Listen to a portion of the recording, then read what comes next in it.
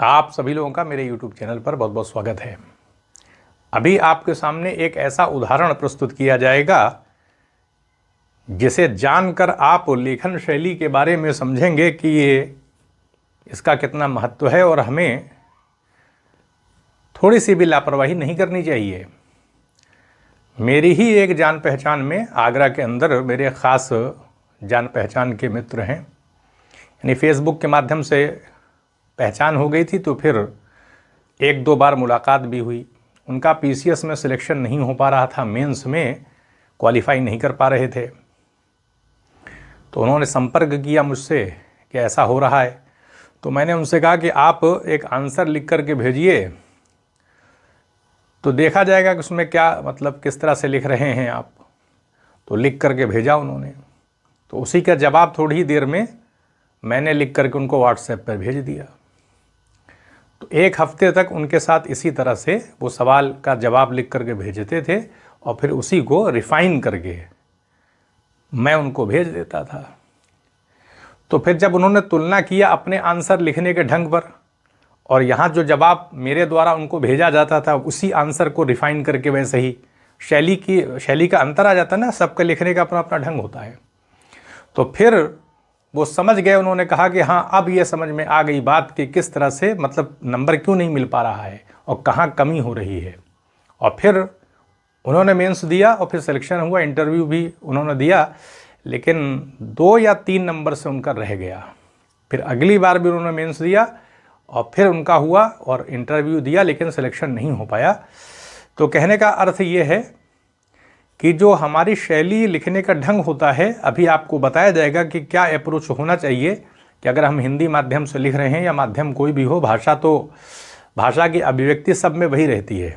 तो किस तरह से हम लिख सकते हैं कि यूपीएससी में या पीसीएस में हम बैठें तो हमें असफलता का सामना ना करना पड़े, इसलिए कि वहाँ पर प्रतियोगिता बहुत रहती है। प्रीलिम्स में सफल होने वाले कैंडिडेट ही ठीक ठाक रहते हैं, उनका ज्ञान एक रहता है। तो इसलिए मेंस में थोड़ी सी लापरवाही नहीं करनी चाहिए, क्योंकि सिलेक्शन होकर भी ऐसा हो सकता है कि हम उतना नंबर ना गेन कर सकें। जयपुर में मेरी एक जान पहचान के हैं, वो 2 बार आईएएस का इंटरव्यू दे चुके हैं। वो भी बहुत ज़्यादा परेशान चल रहे थे कि उनकी शैली में आखिर नंबर क्यों नहीं मिल पा रहा था। तो फेसबुक के ज़रिए उन्होंने भी संपर्क किया था और फिर उनसे भी मैंने यही कहा था कि आप लिख करके भेजिए, उसको देख लेते हैं। और फिर वही आंसर उनको भेज दिया गया, जबकि वो बहुत परेशान थे और बहुत सारे आईएएस से भी मिल चुके थे वो, लेकिन उनकी जो प्रॉब्लम थी उसका हल नहीं हो पा रहा था। लेकिन फिर आंसर मैंने उनको लिख करके भेजा, तो फिर वो समझ गए कि हाँ गलती कहाँ होती। लेकिन उन्होंने कहा कि अब समय जो है वो मतलब इतना नहीं है कि इसको इस शैली को डेवलप किया जा सके, मतलब जो लिखने का आपका ढंग है वो उस ढंग पे काफ़ी मेहनत करनी पड़ेगी और मेरे पास समय नहीं है, क्योंकि 2 बार इंटरव्यू आईएएस का दे चुके थे। तो कहने का अर्थ ये है कि जो समस्या होती है उसकी जड़ यानी उसको पकड़ने की बात होती है। सबके पास अपनी अपनी क्वालिटी होती है, हर इंसान के पास अपनी क्वालिटी होती है, तो लोगों की मदद करनी चाहिए। हम जब लोगों की समस्या को या उनकी कोई भी प्रॉब्लम है उसको जब उसका समाधान करते हैं, उसका हल करते हैं, तो इससे क्या होता है कि सोसाइटी में लोग फिर आगे जाते हैं। कभी कभी क्या होता है कुछ कमी रह जाती है, हम आगे नहीं आ पाते हैं, लेकिन हमें हेल्प मिलती तो हम सफल हो जाते हैं और हम समाज की फिर सेवा करेंगे। तो जब हम लिखते हैं तो लिखने में सबसे बड़ी चीज़ क्या होती है, जब हम लिखते हैं तो हमें शब्दों के माध्यम से ही अपने विचार को प्रकट करना होता है। भाई वाक्यों का प्रयोग सेंटेंस को लिख कर यही तो हम विचार बताएंगे कॉपी में, तो शब्दों का इस्तेमाल करना पड़ेगा। तो ऐसे में हमें सबसे पहले ये देख लेना चाहिए कि अगर हमारे पास शब्दों की जानकारी नहीं है, जैसे हिंदी है तो हिंदी एक समृद्ध भाषा है, संस्कृत से निकली है वो, और संस्कृत खुद उसका शब्दकोश बहुत विशाल है। तो ऐसे में हमें हिंदी में शब्दों की जानकारी होनी चाहिए। अब शब्दों की जानकारी होगी तो उससे फ़ायदा क्या होगा, उससे फ़ायदा ये होगा कि हमें कभी कभी क्या है कि शब्द सीमा में तो लिखना पड़ता है, सवाल का स्वरूप बड़ा है, लेकिन हमें कम शब्दों में लिखना है तो कैसे लिखेंगे। तो शब्द की जब जानकारी होगी, शब्दों की होगी, कुछ शब्द ऐसे होते हैं जो बहुत बड़े बड़े यानी एक वाक्य को एक शब्द में समेट दिया जाता है, ऐसे भी शब्द होते हैं। तो इस आधार पर जब शब्दों की जानकारी होगी, हमारे पास समृद्धि होगी, तो हम वाक्यों का जब निर्माण करेंगे तो उसमें संक्षेप करने की क्षमता शब्दों की गुणवत्ता पर होगी।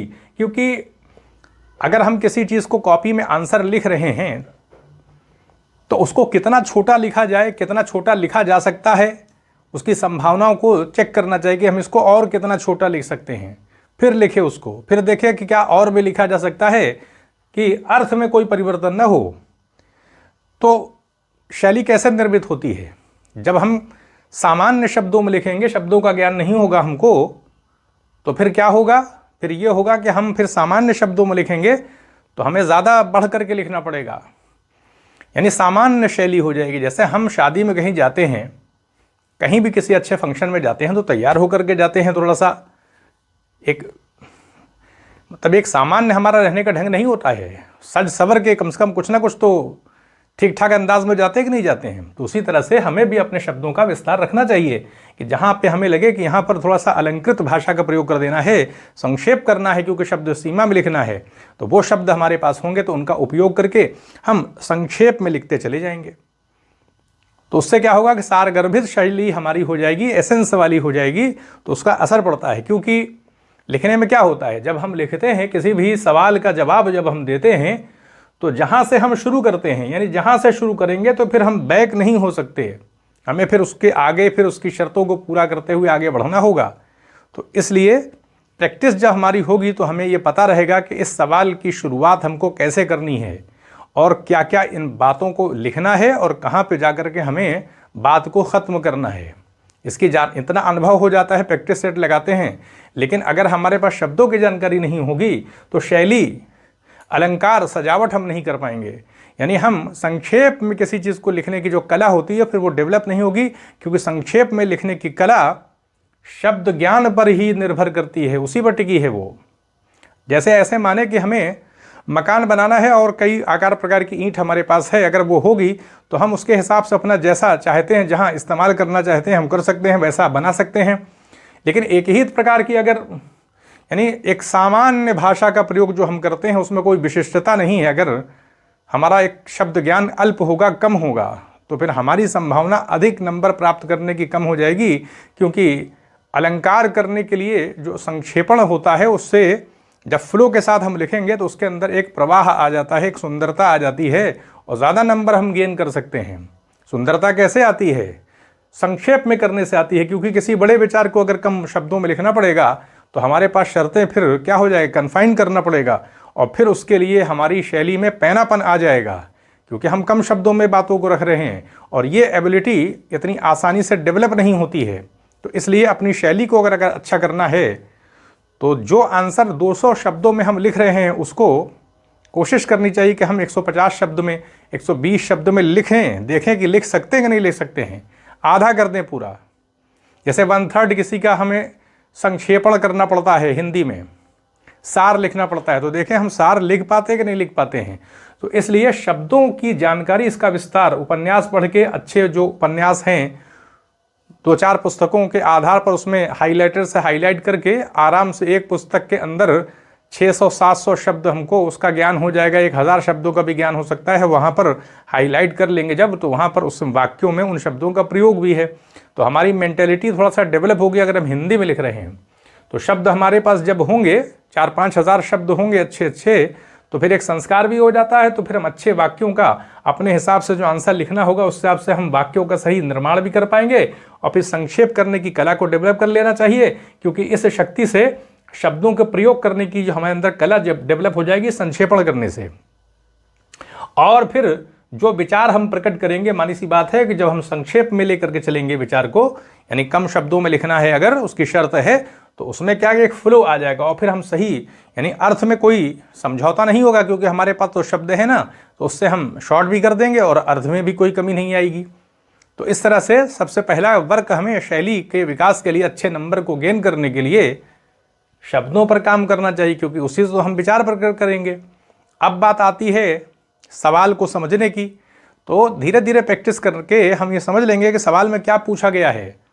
और फिर पढ़ने का ढंग हमारा ऐसा होना चाहिए कि जब हम किसी भी चीज़ को पढ़ें तो पढ़ने में पूरा पढ़ लें उसको, और फिर उसका जो न्यूक्लियस है, केंद्रीय भाव है विचार का, उसको समझ लें और फिर उसके बाद बोलना ज़रूरी है। और ऐसा नहीं अगर हमने स्किप कर दिया बोलने को, यानी किसी भी चीज़ को पढ़ें। जैसे हमने कोई संपादकीय एडिटोरियल पढ़ लेने के बाद फिर उसका जो भी सार हमको समझ में आया उसको बोलना चाहिए, क्योंकि बोलने से क्या होगा, लेखन शैली हमारी बहुत अच्छी होगी, क्योंकि बोलना प्रोसेसिंग के तहत होता है, प्रोसेस करना पड़ेगा ब्रेन को, सूचना को कैसे बोलेंगे, फ्लो के साथ बोलना पड़ेगा।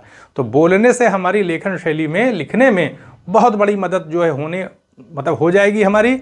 अगर हम NCERT पढ़ रहे हैं, कोई किताब पढ़ रहे हैं, किसी भी सेक्शन को पढ़ें, हम भूकंप पढ़ रहे हैं, हम ज्वालामुखी के ऊपर पढ़ रहे हैं, तो आप भूकंप पढ़ेंगे तो उसका कारण भी होगा, उसका प्रभाव भी होगा, बहुत सारी बातें भूकंप में हमको पढ़नी पड़ेंगी।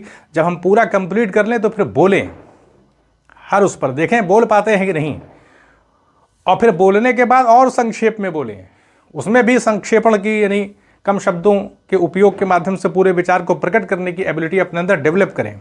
अगर ऐसा हम कर लेंगे तो फिर हम खुद ही इतनी अपनी फाउंडेशन को, नींव को मजबूत करते हुए चल रहे हैं कि हम लगातार बोल रहे हैं और इसको स्किप हमने नहीं किया, और फिर आंसर का मतलब सवाल का आंसर भी हम लिख रहे हैं और शब्दों पर हमने अपनी पकड़ बनाना शुरू कर दिया है। तो धीरे धीरे क्या होगा कि जब हम लिखेंगे, बोलेंगे, तो फिर हमारे अंदर वो एबिलिटी जनरेट हो जाएगी। किसी भी क्वालिटी को डेवलप करने के लिए हमें लगातार वर्क करना पड़ता है, किसी भी क्वालिटी को ऐसे डेवलप नहीं किया जा सकता। बहुत सारे फैक्टर्स, बहुत सारे कारकों के मिलने के बाद फिर एक आइडिया हमको हो जाता है कि हाँ इस तरह से लिखा जाता है, और जब वो हमारे अंदर आइडिया डेवलप हो जाता है तो फिर हमारे अंदर एक शैलीगत रूप से अच्छे ढंग से लिखने की जो क्षमता है वो जब डेवलप हो जाती है तो उसका फिर हम कभी भी उपयोग कर सकते हैं। फिर वो चीज़ मिटती नहीं है, क्योंकि अनुभव में जो चीज़ चली जाती है वो फिर वो लुप्त नहीं होती, मिटती नहीं है।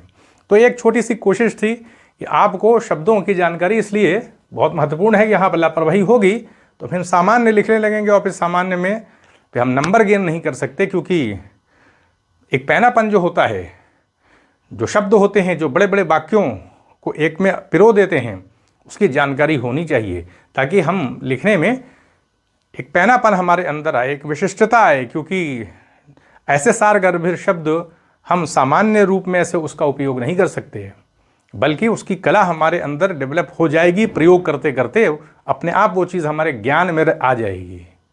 वो फिर किसी के द्वारा बताए जाने की आवश्यकता है, वो खुद क्वालिटी हमारे अंदर डेवलप हो जाएगी कि कैसे हम अलंकृत शब्दों का प्रयोग करके इसका आंसर हमें लिखना है, वो एबिलिटी हमारे अंदर आ जाएगी। तो फिर इससे क्या होगा, हमारा रास्ता जो है वो रुकेगा नहीं, हम अच्छा नंबर गेन करेंगे मेंस में, फिर हमारी रैंक अच्छी आ सकती है।